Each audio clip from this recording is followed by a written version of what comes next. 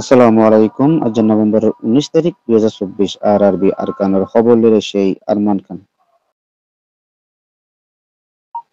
refugee ক্যাম্পের বাইরে kidnap করার মামলা বাড়ি গিয়ে দিয়ান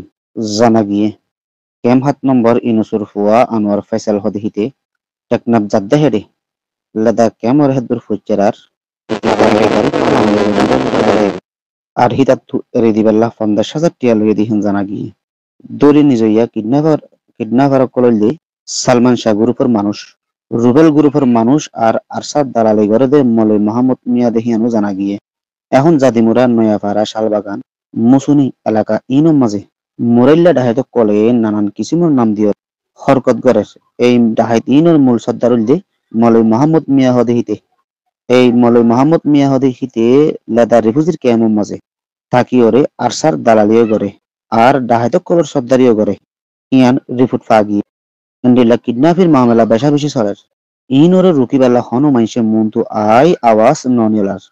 এন্ডিলা কিডন্যাপ করে দে ডাই ইবারে তাড়াতাড়ি আইনি কারওয়াই গরিবাল্লা রোহিঙ্গা কলে আরজ গরের বর্মা সরকারের হাতে বিরোধী হাতিয়ার দজিতে ডাই এমএনডিএ জিম্মাদার কোনটা স্বয়ং হদে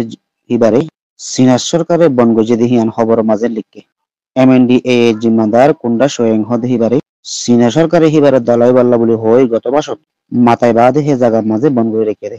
ইয়ার বাদে এনে জিল্লয়ের মিলিয়রে বর্মা সরকারের নমারি বাল্লা আর লাশু শহরে মিলিটারি হাতের মাঝে ওয়াফেস দি ফেলে বাল্লা চীনা সরকারে দাবি জানিয়ে এখন এমএনডি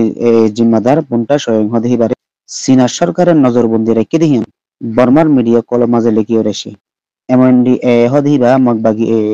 আরোগ্যার টিএনএল হতে তারা তিন্ন ডাই মিলিয়রে বর্মা সরকাররে 1027 অপারেশন এলান গুরি বর্মার জাগা বাজাগা মাঝে লড়াই চালাইরে বেশা বেশি শহর কলরে তারার কবজাত